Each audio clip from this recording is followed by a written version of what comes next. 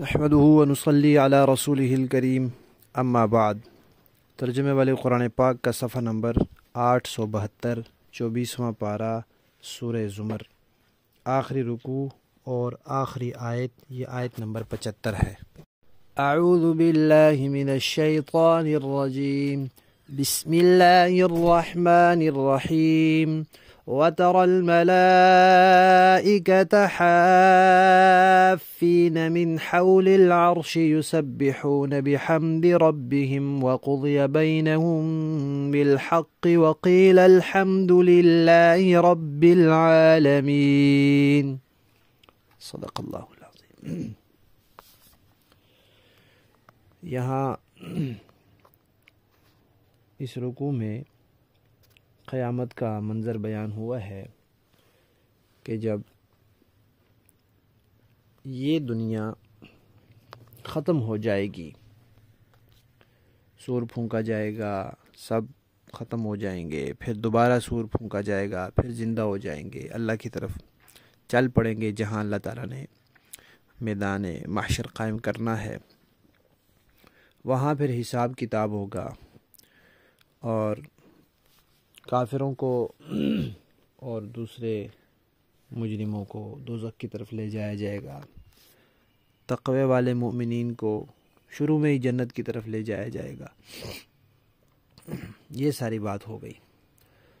تو جب حساب کتاب ہو رہا ہوگا، حساب کتاب کی یہ مجلس شروع ہوگی، تو اللہ تعالیٰ کے عرش کے گرد فرشتے ہی فرشتے ہوں گے جو حلقہ باندھے وہ وہاں موجود ہوں گے۔ ایک تو یہ فرمایا کہ اس وقت میں فرشتے اللہ تعالیٰ کی تسبیح اور تعریف بیان کر رہے ہوں گے۔ پھر جب سب لوگوں کے درمیان فیصلہ ہو جائے گا، اور فیصلہ تو ٹھیک ہوگا، انصاف کا فیصلہ ہوگا، ظلم زیادتی نہیں ہوگی، فضل تو فرمائیں گے اللہ لیکن ظلم زیادتی نہیں ہوگی۔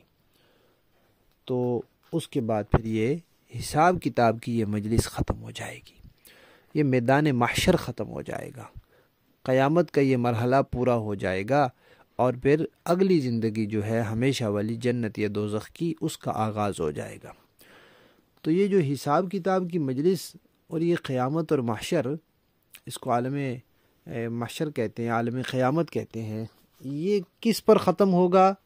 فرمایا یہ اس بات پر ختم ہوگا کہ سب یہ کہہ رہے ہوں گے الحمدللہ رب العالمین، سب تعریفیں اللہ کے لیے ہیں جس نے یہ میدان محشر قائم فرمایا اور ایسے عمدہ فیصلے فرمائے، ایسے انصاف کے فیصلے فرمائے، ایسے برحق اور ٹھیک فیصلے فرمائے، ایسے فضل والے اور رحم والے فیصلے فرمائے۔ ہر ایک یہ کہہ رہا ہوگا الحمدللہ رب العالمین۔ تو یہ اس مجلس کا اختتام ہوگا جو حساب کتاب کی مجلس ہوگی۔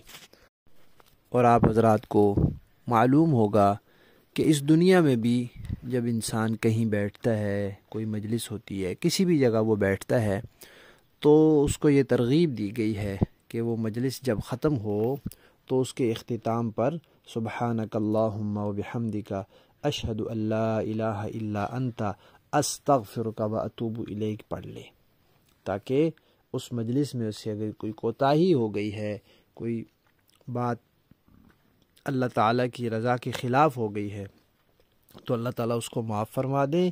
اس میں استغفار بھی ہے، اس میں اللہ تعالیٰ کی توحید کا بیان بھی ہے، اور اس میں اللہ تعالیٰ کی حمد بھی ہے، اور اللہ تعالیٰ کی تسبیح بھی ہے۔ سبحانہ کا تسبیح ہے، بحمد کا یہ حمد ہے، لا الہ الا انت یہ توحید کی گواہی ہے، اور استغفرک و اتوب الیک یہ استغفار ہے۔ تو یہ بڑا جامع جملہ ہے۔ جب بھی ہم کسی مجلس میں بیٹھیں، کہیں نشست ہو، اکٹھے بیٹھیں، باتیں کریں، تو اس کے اختتام پر یہ دعا توجہ کے ساتھ پڑھنے کی عادت بنانی چاہیے کہ مجلس کا اختتام ہم اللہ کی تسبیح پر، اللہ کی حمد پر کر رہے ہیں، اللہ کی توحید کی گواہی پر کر رہے ہیں، اور اپنے گناہوں کی معافی پر کر رہے ہیں۔